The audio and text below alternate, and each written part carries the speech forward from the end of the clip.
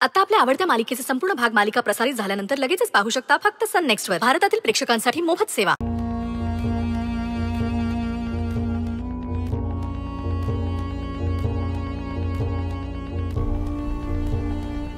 देवा,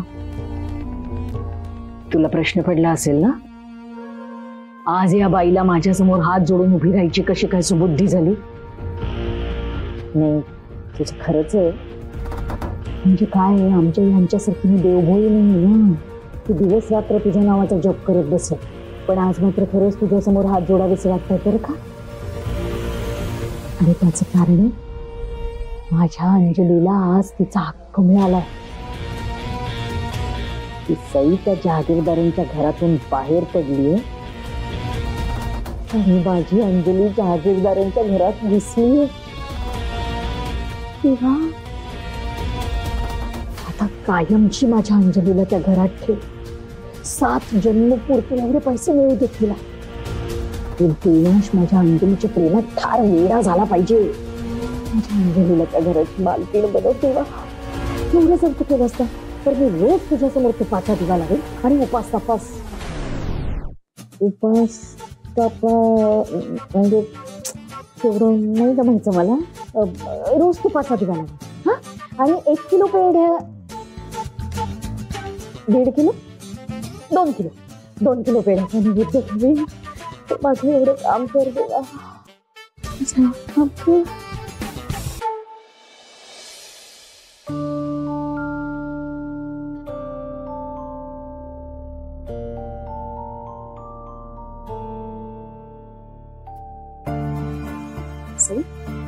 घे बाळा, जेवण घ्यायचं.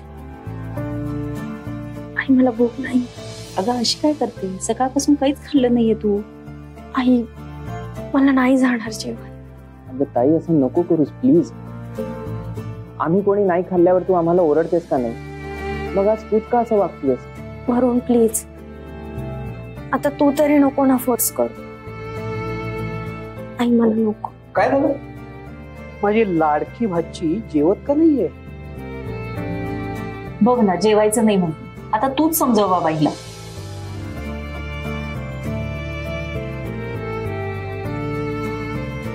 सई बाळा, ये थोडस खाऊन घे.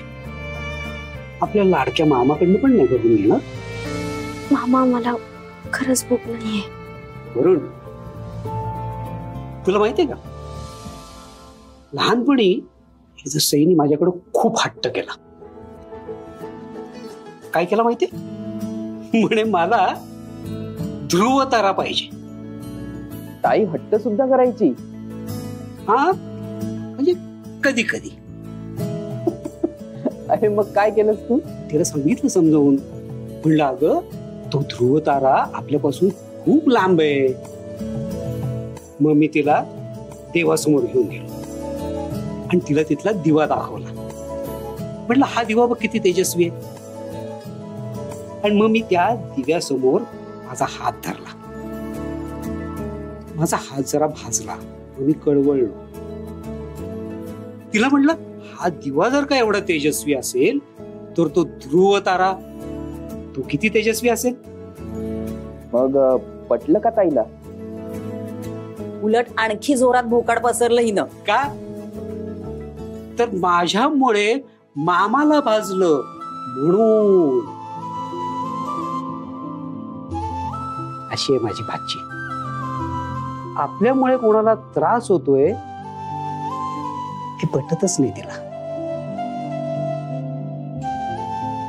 मामा, माझ्यापेक्षा जास्त माया आहे तुझ्या पोटात. मी जेवत नव्हते तर त्रास होत होता ना तुला.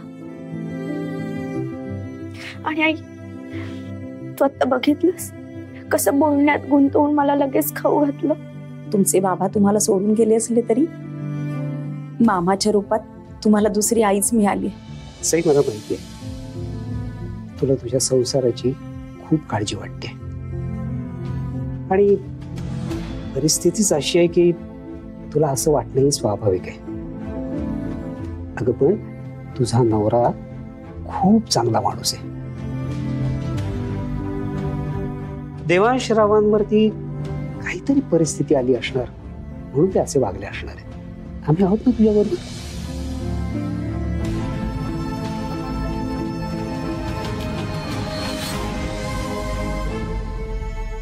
सई,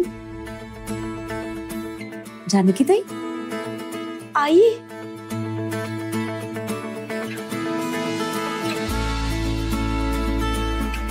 आई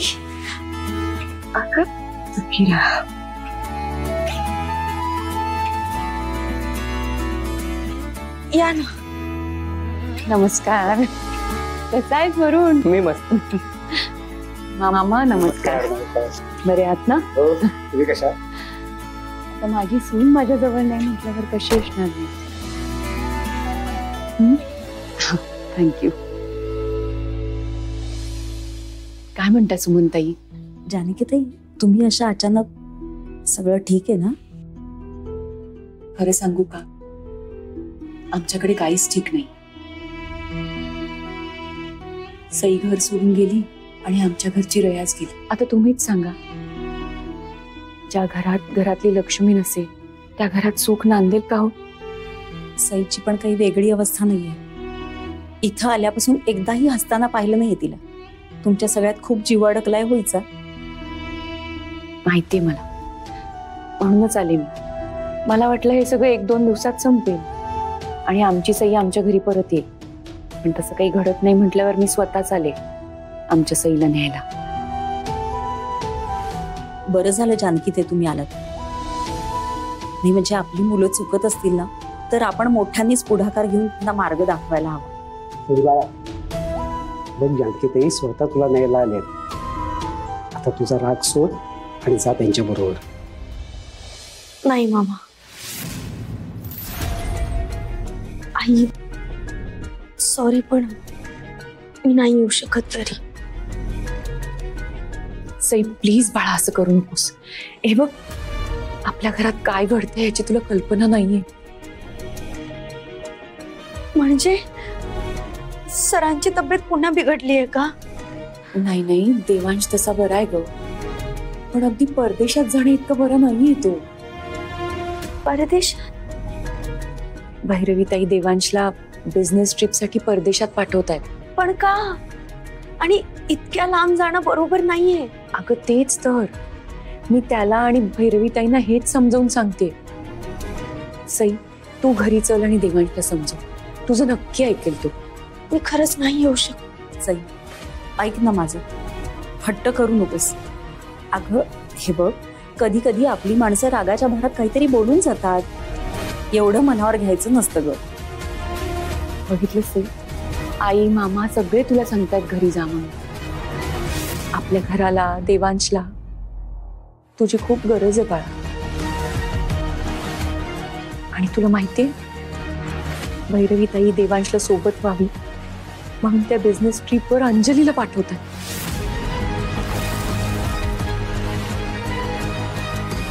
काय? हो.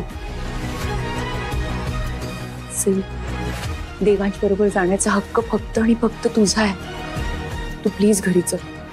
हे बघ, तुझी जागा दुसरं कोणीच घेता कामा नये. आई, सरांच्या आयुष्यात असणारी माझी जागा ना कधीच कोणीच घेऊ शकत नाही. आणि तो अधिकार सर कधी कोणाला देणारही नाही याची खात्री आहे मला. अगं पण नाही आई, नका फोर्स करू मला. नाही, तुम्हा सगळ्यांना माझा हा हट्ट वाटत असेल, पण तसं नाहीये. प्रश्न माझ्या स्वाभिमानाचा आहे. आणि सर स्वतःहून म्हणाले ना, हे घर सोडून निघून जा म्हणून. त्यामुळे मी आता घरी तेव्हाच येईन जेव्हा सर स्वतःहून मला मानाने घरी घेऊन जाते.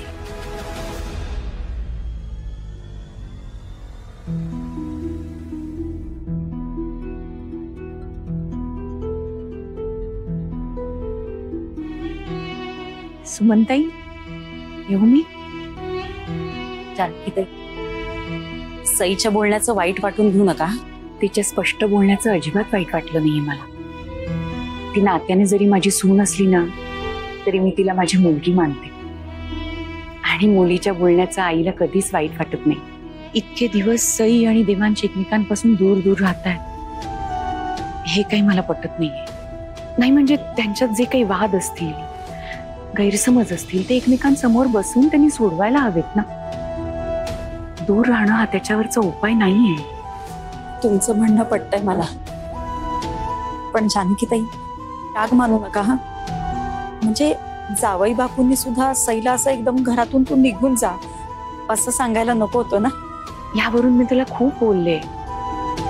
आणि मला काय वाटतं की कोण चूक कोण बरोबर हे महत्वाचं नाहीये.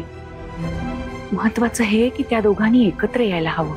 जानकीताई आपण ना सगळं त्या देवावर सोडून देऊ, तो सगळं नीट करेल हो. आई तुम्ही हे बोललात आणि माझं मन हलकं झालं. ठरलं तर मग येऊ मी. माझ्या लेकीची काळजी घ्या. तुम्ही सुद्धा काळजी. येते.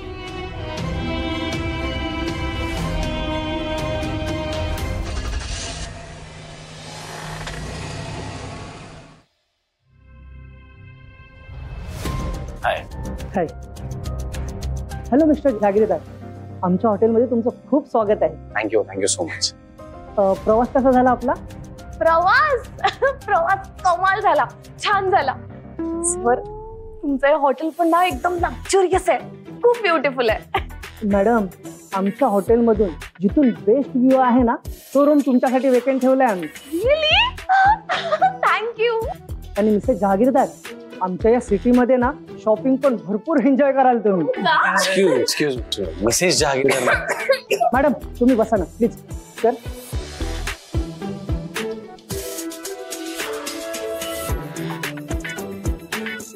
Waiter please.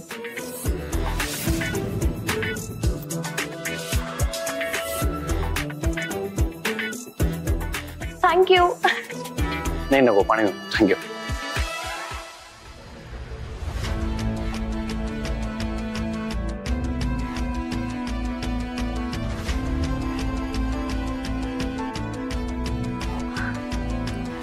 Thank you. Devansh thanks.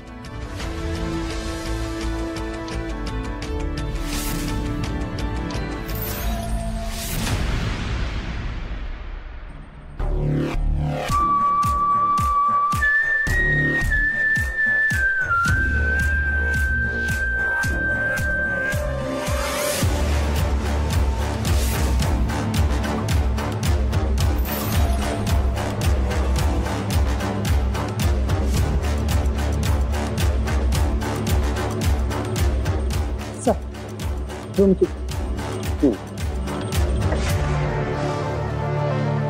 एकच. आय गेस तुम्हाला मिसअंडरस्टँडिंग झालंय.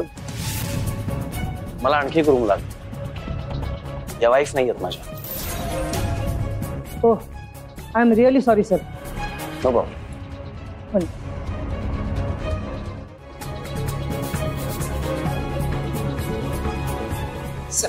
Yeah, thank you so much. Have a nice day, sir.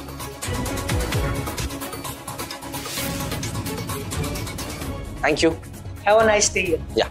Sir, हे मी पाठवतो ना. No, it's okay, Kiss bag. I can manage. No problem. Thank you.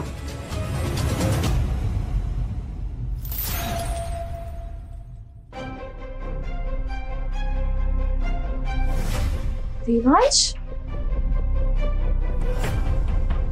काय झालं? Okay.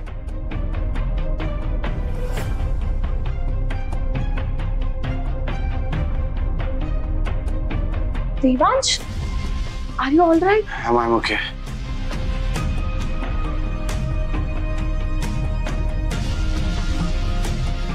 देवांश, काय होतंय? काय झालंय? काहीतरी वियर्ड फील होत आहे. वियर्ड? चक्र आल्यासारखं वाटतंय थोडं. आय गेस त्या ड्रिंक्स नंतर होतं हे सगळं. तुला काही जाणवत नाहीये का? ऍक्च्युली देवांश, त्या ड्रिंक्स नंतर मला तर फ्रेश फील व्हायला लागलंय. आय थिंक तुम्ही ऍक्सिडेंट नंतर पहिल्यांदाच ट्रॅव्हल केलं ना, त्यामुळे तुम्हाला थोडा डिझीनेस फील होतोय. तुम्ही एक काम करा, तुम्ही रूम मध्ये जाऊन आराम करा. थोडी रेस्ट घेतली ना मग तुम्हाला बरं वाटेल. Okay.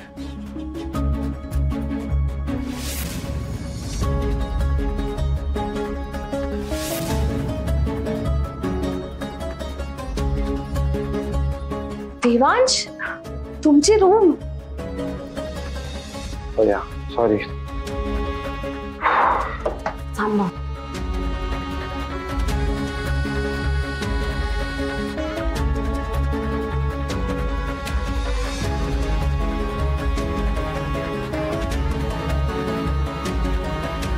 Devansh, please let me do it for you. Okay?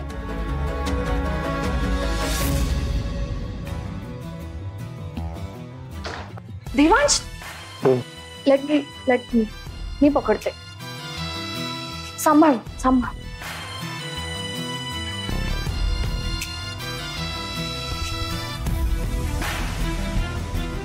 I'm okay.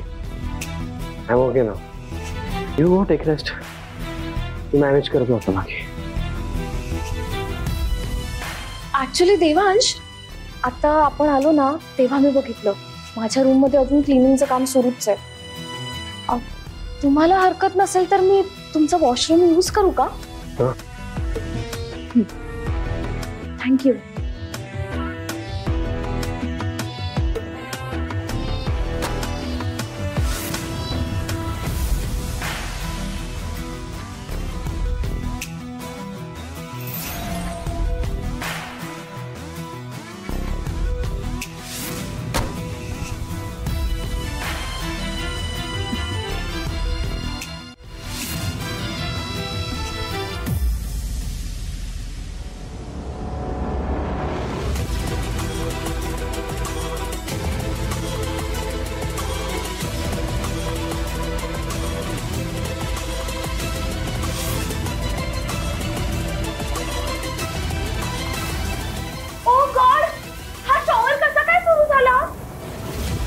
अरे यार, हा बंद पण होत नाहीये. देवांश, देवांश प्लीज हेल्प करा ना माझी. मला बंदच करता येत नाहीये हा शॉवर. देवांश या ना प्लीज. देवांश